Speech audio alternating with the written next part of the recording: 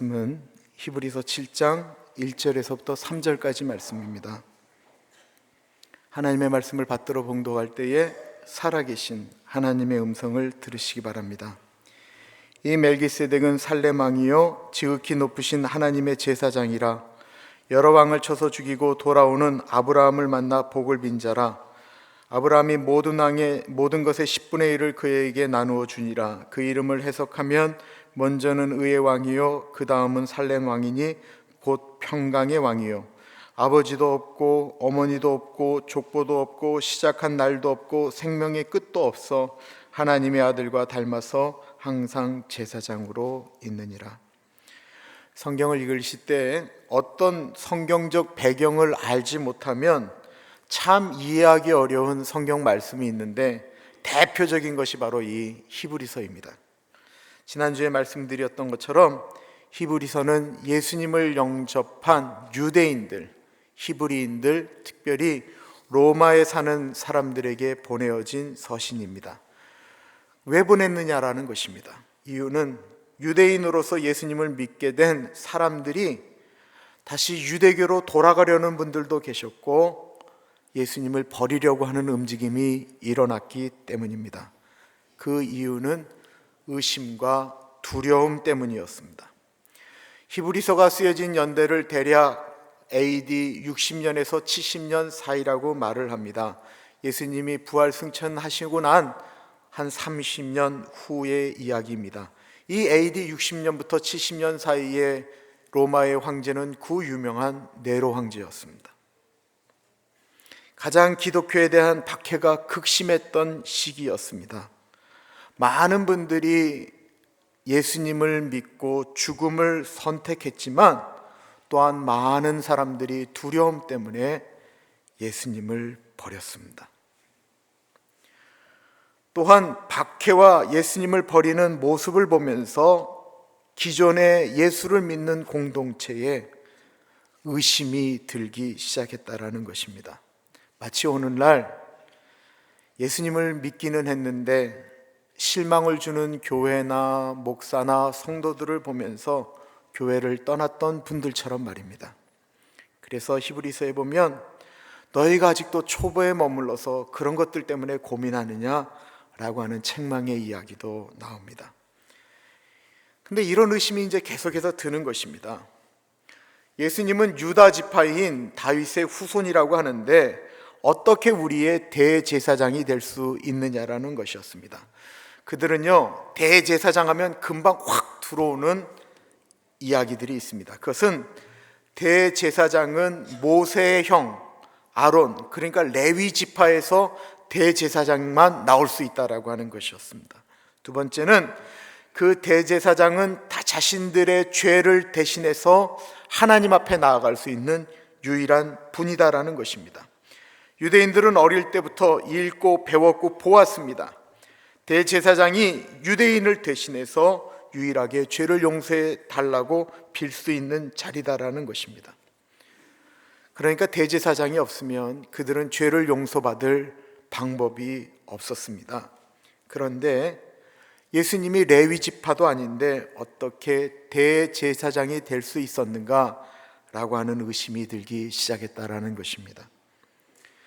만약에 우리의 죄를 용서하는 능력을 가졌다라고 이야기해서 우리가 믿었던 그 예수님이 만약에 가짜라고 한다면 우리는 어떻게 되는가라고 하는 두려움이 오기 시작했습니다. 이것이 사실 우리가 좀 감이 잘 안 올지도 모르겠습니다.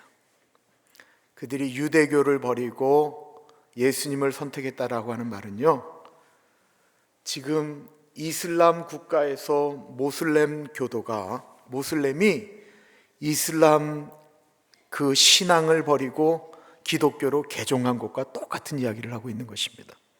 그것은 그 개종은 민족과의 단절을 의미하는 것이고 가족과의 단절을 의미하는 것이었습니다. 로마는 타종교를 인정했습니다. 특별히 유대교를 인정했습니다. 그런데 기독교는 로마에서 인정하는 종교가 아닌 지금으로 말하면 사이비와 같은 종교였습니다. 모든 것을 다 버렸는데 만약에 본인들이 믿는 예수님이 가짜이면 우리는 어떻게 되느냐라는 것입니다.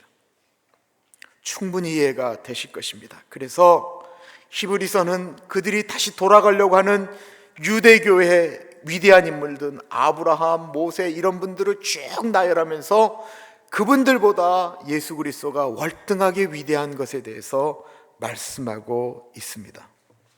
그러면서 오늘 본문은 아론의 후손인 대제사장과의 비교가 앞으로 계속해서 나오게 됩니다. 아론부터 대제사장이 시작되었다라고 하는 그 이론을 뒤집기 위해서 아론 전에도 제사장이 있다라는 사실을 증명함으로써 예수님이 아론의 후손이 아님에도 불구하고 대제사장일 수 있다라고 하는 사실을 증명하는 것입니다. 그 제사장은 바로 멜기세덱이었습니다. 1절을 보십시오.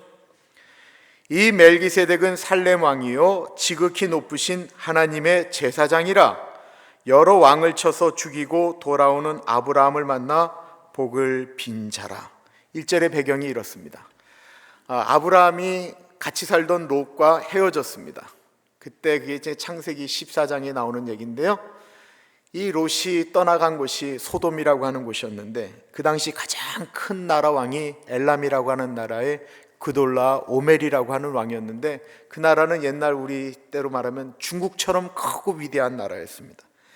이 왕이 얼마나 힘이 셌는지 그 주변에 있는 나라들이 다 이 그돌라 오멜에게 이렇게 조공을 바친 거예요. 마치 조선이 중국에다가 매년 조공을 바쳤던 것처럼 말입니다. 그러다가 소돔, 고모라, 소알 이런 나라들이 억울한 생각이 드니까 야 우리가 이제 그만 바치자. 그리고는 그들이 힘을 합쳐서 대항을 하기 시작했습니다. 그러자 이 그돌라오멜도 여러 나라 왕들을 규합해서 연합군을 형성해서 이제 전쟁을 벌이게 된 것입니다. 그 전쟁에서 소돔과 고모라를 비롯한 나라들이 철저하게 패배하게 됩니다. 그때 이 엘람 왕이 소돔에 있는 사람들을 포로로 데려가게 되는데 그 중에는 아브라함의 조카 롯과 그 가족들이 들어가 있었습니다.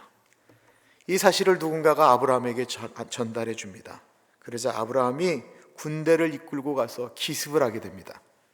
그리고는 롯과 모든 것들을 빼앗아 돌아오게 됩니다. 그가 그 돌아오는 길에 살렘 왕 멜기세덱이라고 하는 분이 나타났습니다. 그는 아브라함에게 나타나서 떡과 포도주를 주어 마시게 하고 그의 지친 몸을 위로하고 그리고 하나님의 제사장으로서 아브라함에게 축복했다라고 나오고 있습니다.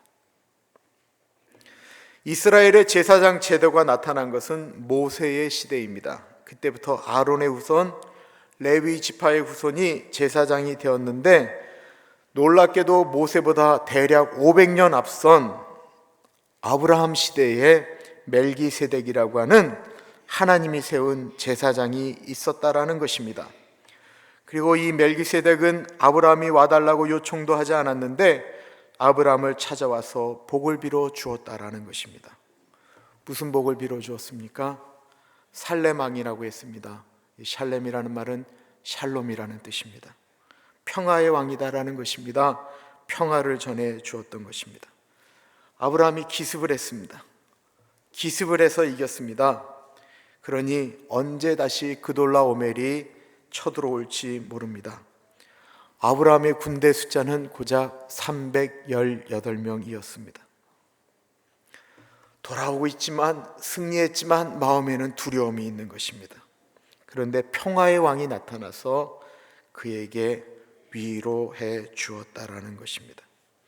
배고프고 힘든 그에게 다가와 떡과 포도주를 주고 마음에 위로하고 평화를 주었다라는 것입니다.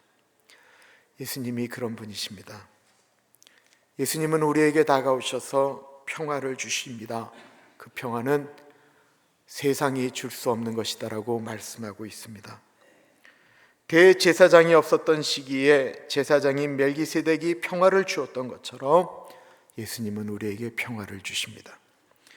요한복음 14장 27절에 평안을 너에게 끼치노니 곧 나의 평안을 너에게 주노라. 내가 너에게 주는 것은 세상이 주는 것과 같이 아니하니라. 너희는 마음에 근심하지도 말고 두려워하지 말라고 말씀하고 계십니다. 2절을 보십시오. 아브라함이 모든 것의 10분의 1을 그에게 나누어 주니라. 그 이름을 해석하면 먼저는 의의 왕이요 그 다음은 살렘 왕이니 곧 평강의 왕이요. 멜기세덱에 대한 이야기를 계속해서 하고 있습니다. 아브라함이 전쟁에서 승리했는데 멜기세덱을 보자 그에게 10분의 1의 전리품을 줍니다. 1절에 멜기세덱은 하나님의 제사장이다라고 말씀하고 있다고 했습니다. 아브라함은 그 전쟁에서 승리한 것이 본인이 잘해서 승리한 것이 아니다라고 생각했다라는 것입니다. 하나님이 도우셔서 이겼다라고 분명히 확신하고 있었다라는 것입니다. 그러므로 모세의 율법이 나오기 전임에도 불구하고 하나님의 제사장에게 11조를 드렸다라는 것입니다. 11조의 의미가 무엇입니까? 내가 소유하고 있는 것, 내가 전쟁에서 싸워 이긴 것, 나의 인생 그렇다라고 고백하는 것이 아니고 나의 모든 것이 내 것이 아님을 고백하는 모습입니다. 아브라함은 그것을 알기 때문에 하나님의 제사장인 멜기세덱에게 11조를 드린 것입니다. 그 이름은 의의 왕이라고 했습니다. 멜기세덱이라고 하는 말의 히브리적인 뜻은 나의 왕은 의로우시다 라고 하는 뜻입니다. 잘 생각해 보십시오. 세상에 의인이 어디 있습니까? 성경에 의인은 없나니 하나도 없다고 하는데 이 멜기세덱은 의로운 왕이다라고 칭해졌다라는 것입니다. 사람들이 생각할 때 이 세상에 의로운 사람이 어디 있어? 예수님은 의로워? 라고 얘기할 때 멜기세덱을 봐라, 하나님이 그를 의롭다고 하지 않았느냐라고 이야기하셨다라는 것입니다. 근데 이 2절을 잘 생각해 보면 참 맞는 말이다라는 생각이 듭니다. 2절에 멜기세덱을 먼저는 의의 왕이요 다음은 평화의 왕이다라고 했습니다. 이 말이 얼마나 의미 있는 말인지 모릅니다. 사람들은 평화를 원합니다. 이 평화는 내 인생에 어려움이 없고 남들보다 행복하고 잘되고 건강하고 자녀들 모두 잘되는 평화입니다. 이 평화는 참 좋은 평화입니다. 그러나 그 평화를 얻는 방법은 의로워야 된다라는 것입니다. 진정한 평화는 의로운 평화입니다. 우리 다 같이 한번 기침할까요? 두세 번 같이 신나게 하겠습니다. 시작!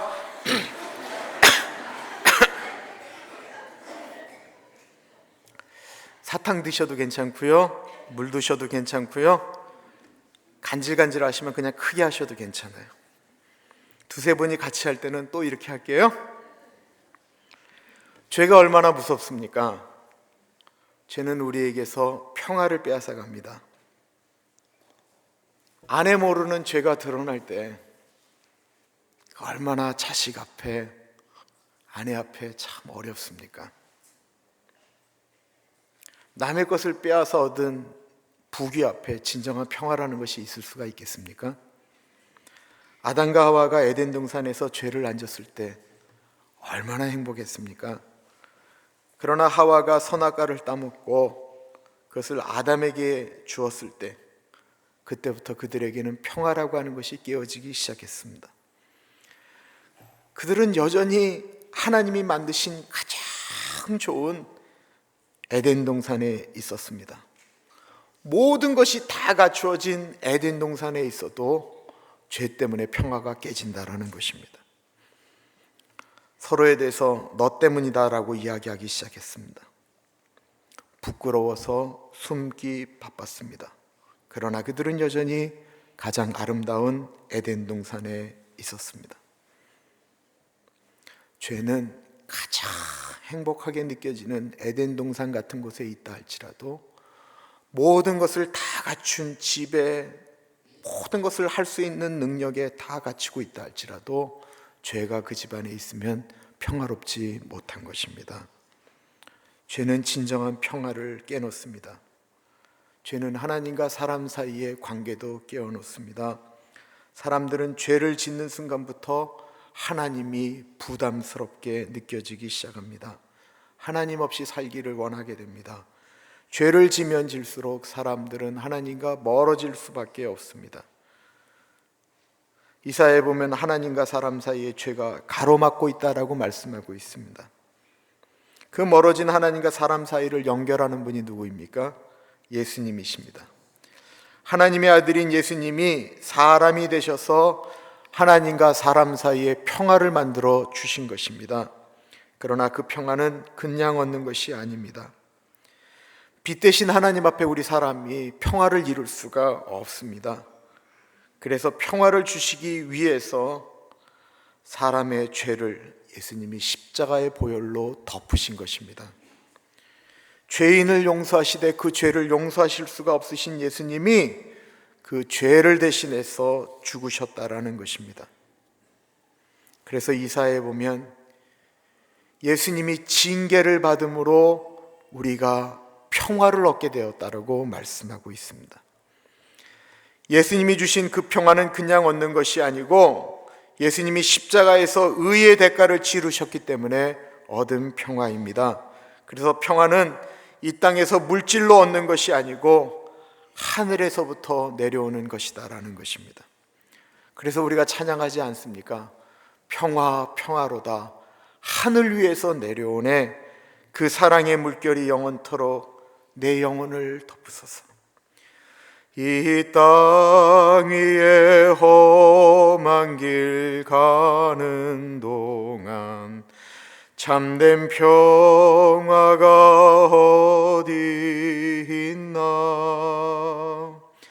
우리 모두 다 예수를 친구 삼아 참 평화를 누리겠네. 다 같이 할까요?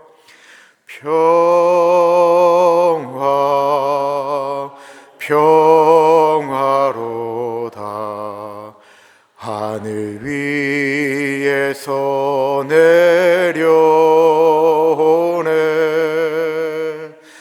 그 사랑의 물결이 영원토록 내 영혼을 덮으소서.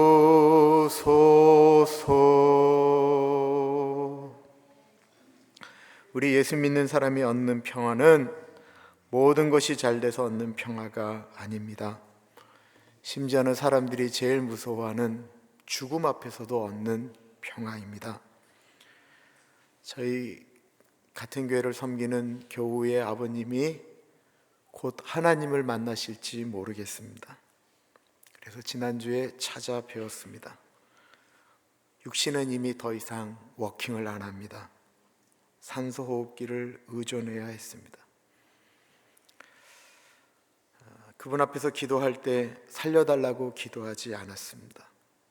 하나님 나라 영원한 천국을 빨리 장로님에게 보여주십시오 라고 할 때 장로님이 아멘 하셨습니다. 말도 제대로 못하는 분이 때때마다 아멘 하셨습니다.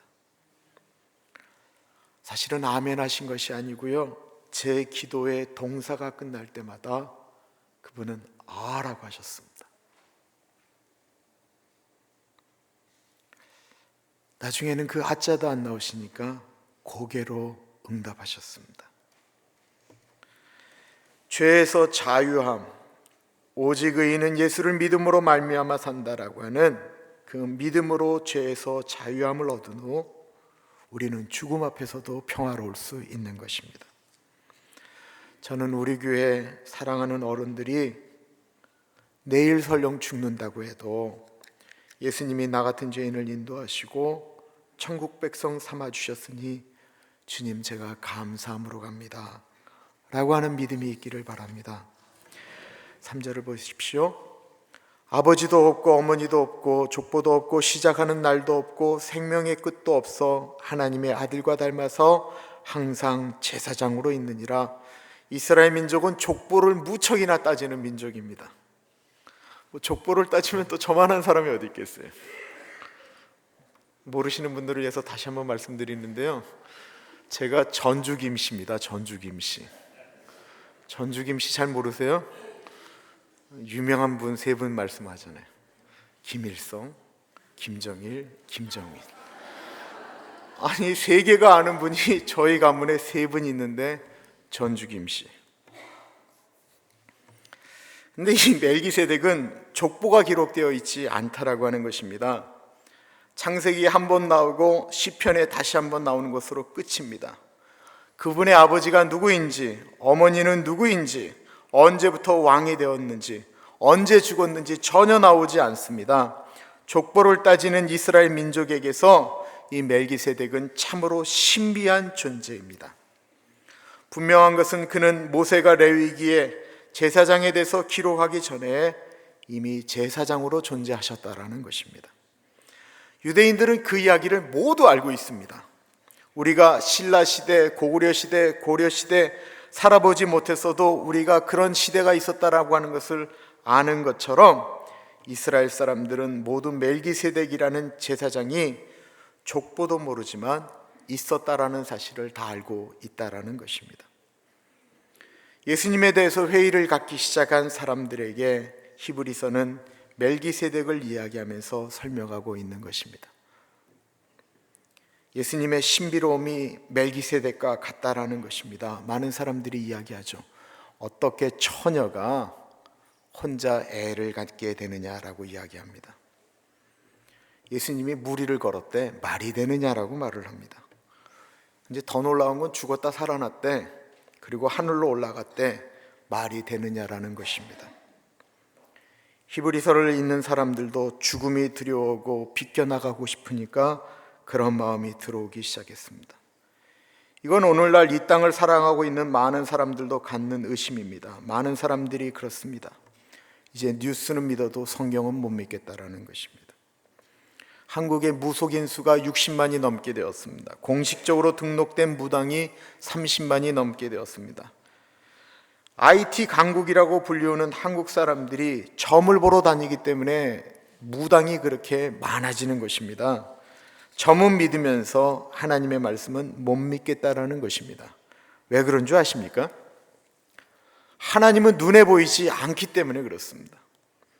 사람들은 눈에 보이는 것을 좋아합니다. 2000년 전의 예수보다는 눈에 보이는 그 자리에서 돈 내면 점을 봐주는 사람에 더 신뢰가 가는 것입니다.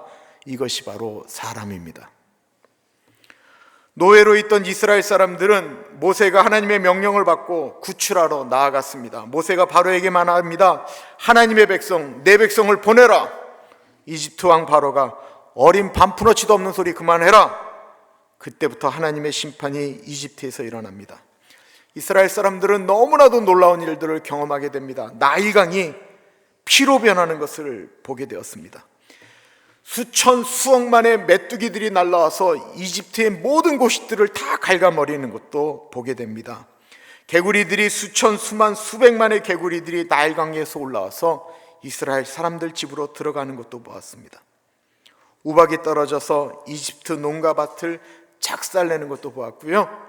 흑암이 덮고 이가 덮고 그래도 말을 안 들으니까 결국 문설주와 문인방에 어린 양의 피를 바른 자신들은 다 사는데 이집트의 장자들이 다 죽어가는 것도 보게 되었습니다. 천신만고 끝에 이집트를 나왔는데 앞에는 홍해가 가로막고 있고 뒤에는 세계 최고의 군대 이집트 군이 쫓아오고 있습니다. 그때 그들의 눈을 의심하는 사건을 보게 됩니다. 그것은 바로 홍해가 갈라지는 것이었습니다. 뜨거운 사막을 걸어가는데 하늘의 구름이 태양을 가리고 시원하게 하는 구름 기둥을 날마다 경험하게 되었습니다. 그 추운 사막의 밤에 뜨거운 불기둥이 잠을 잘 수 있도록 따뜻하게 해주는 것을 날마다 경험하였습니다. 매일 아침마다 밀가루 같은 만나가 떨어져 있어 그것으로 떡을 만들어 먹고 살 수 있는 그 놀라운 일들을 매일 경험하였습니다. 이 정도 되면, 이 정도 체험하게 되면 믿음이 반석 같아져야 되지 않겠습니까? 그러나 그들은 그렇지 않았다라는 사실을 우리는 알게 됩니다. 모세가 하나님께 십계명을 받으러 간 사이 딱 40일 사이에 그들은 눈에 보이는 우상을 만들었다라는 것입니다. 우리는 평생에 예수님 한 번만 보여주세요, 한 번만 들려주세요, 한 번만 깨닫게 해주세요, 그러면 내가 예수님 평생 믿겠습니다, 이렇게 고백하는 사람이 대부분인데, 그들은 그 놀라운 일들을 날마다 경험했는데 40일 못 보는 사이에 우상 만들었다라는 거예요.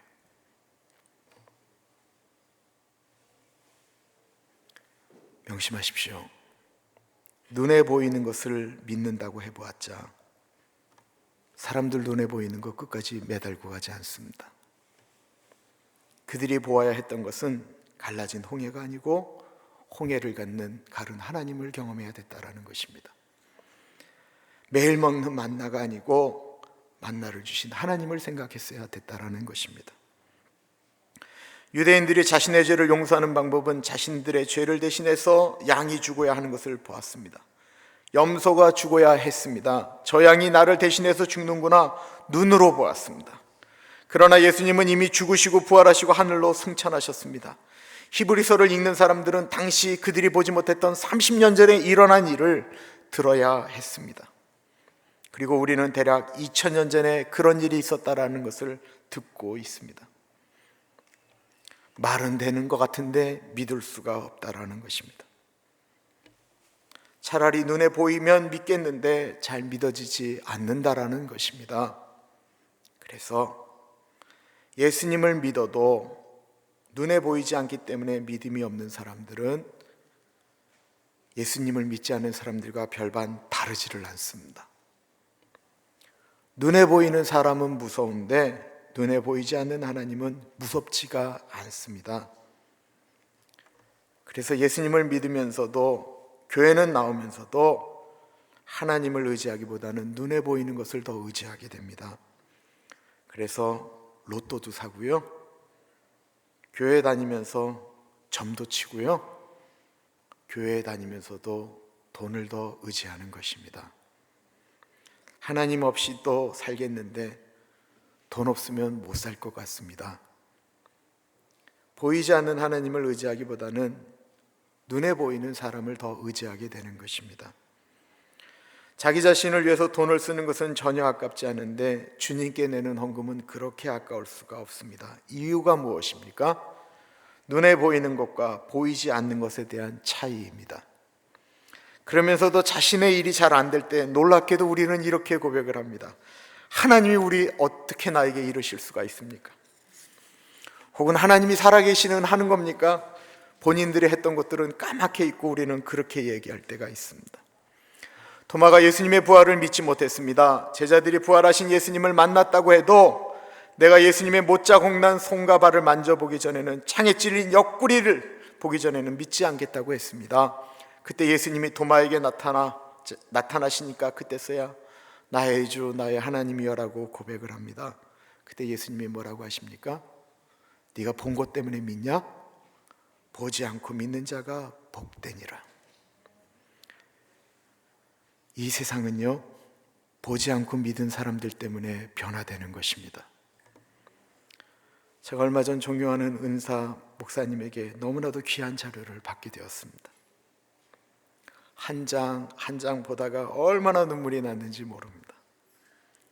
그것은 조선 땅에 지금으로부터 115년 전에 외국인 학교가 세워졌다라고 하는 것이었습니다. 조선 땅 평양에 외국인 학교가 1900년부터 1940년까지 있었는데 그 학교가 당시 세계 최고의 외국인 학교였다라고 기록되어져 있습니다. 조선이라는 나라에 처음 들었던 그 나라에 선교사들이 들어왔습니다. 그런데 그 선교사들에게는 아주 어린, 이제는 자라서 학교를 가야 될 아이들이 자라고 있었습니다. 그런데 아이들이 다닐 학교가 없는 것입니다. 그 아이들이 서당에 가서 하늘천 땅지를 배우겠어요? 다닐 수가 없는 거예요. 이 사실을 조선 땅에 왔던 베어스라고 하는 부부가 가슴 아프게 그것을 보면서 미국으로 건너가서 미국 교회를 다니면서 이런 얘기를 했습니다. 조선이라는 나라에 선교사들이 들어갔는데 그 아이들이 지금 아무것도 배우지를 못하고 있습니다. 그 이야기를 들은 한 여자가 헌신을 했는데 18살 난 여자아이였습니다. 루이스 오길비라고 하는 여자 선생이 16살 된 여자아이가 그 이야기를 듣고 내가 그럼 아이들의 선생님으로 헌신하겠습니다. 그리고는 아이들을 가리키기 위해서 평양에 오면서 그 학교가 시작이 되었습니다.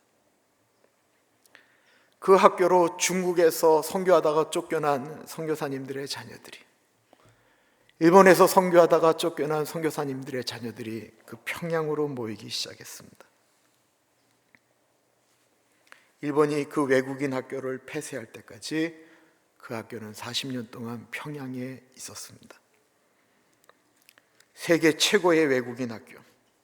그러나 그 학교는 시설도 부족했고 화장실도 부족했고 그 학교 학생들 중에는 풍토병으로 죽는 아이들이 그렇게 많았습니다. 그 학교 출신 중에 우리가 아는 만한 사람이 한 분이 있습니다. 바로 빌리 그레함 목사님의 사모인 루스 그레함이 3년 동안 아버지가 중국인 선교사로, 의사로 중국인 선교사로 중국에 있을 때 그 루스 그레함은 평양에 와서 그 학교를 다녔습니다.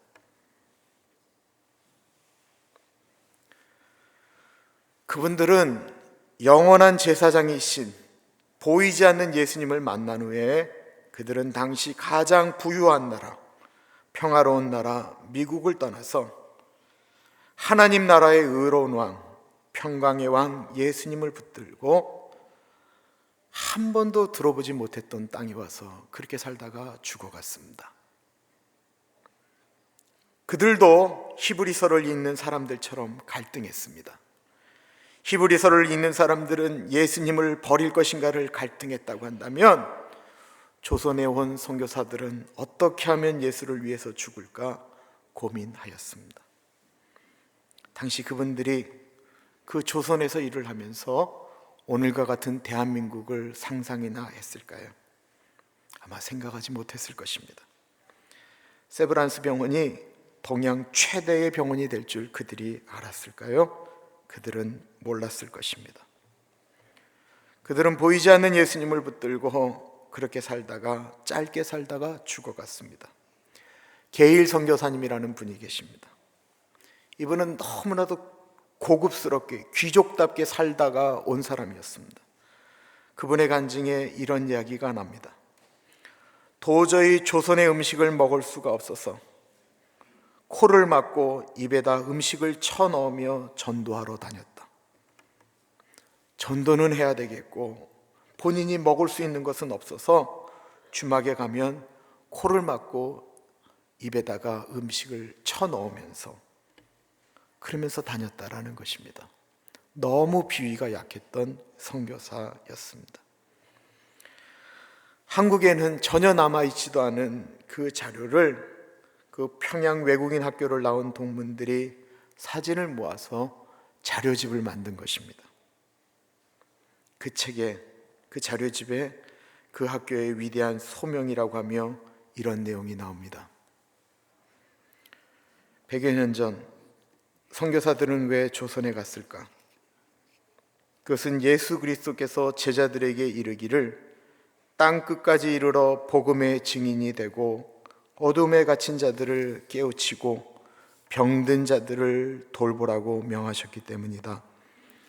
그들은 이 명령을 따라 조선에 왔고 교회를 세웠고 학교를 세웠고 그리고 병원을 지었다. 오직 이것이 그들이 조선에 오게 된 이유의 전부이다. 그들 중 상당수가 예수 그리스도에 대한 사랑과 조선인에 대한 애정으로 그들의 생애를 기꺼이 바쳤고 많은 선교사와 그들의 자녀들이 조선 땅에 묻혀진 것이다.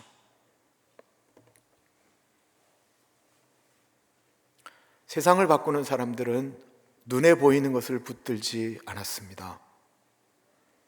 눈에 보이지 않는 가치를 붙들었습니다. 눈에 보이는 가치를 붙들었던 사람들은 세상을 바꾸지 못합니다. 그리고 그 눈에 보이는 가치도 나이가 들면 들수록 다 내려놓아야 합니다. 붙들었던 재산도 나이가 들어 몸이 아프게 되면 그거 치료하는데 다 써버려야 합니다. 그러나 눈에 보이지 않는 가치를 붙든 사람들은 세상을 바꾸어 놓았습니다. 믿음이라고 하는 것은 눈에 보이지 않습니다. 양심도 눈에 보이지 않습니다. 천국도 예수님도 눈에 보이지 않습니다. 그러나 너무 놀랍게도 세상을 아름답게 바꾸는 것은 다 눈에 보이지 않는 것들이다라는 것입니다. 예수님 지금 우리 눈에 보이지 않습니다. 그러나 그 예수님을 믿으시기 바랍니다. 그 믿음 가지고 우리는 천국 가는 것이고, 이 세상에 우리가 살아가면서 눈에 보이는 것에 얽매이지 않고 영원한 것을 위해 좀 더 가치 있는 일에 우선을 두는 우리 모두가 되기를 기도드립니다. 기도하겠습니다.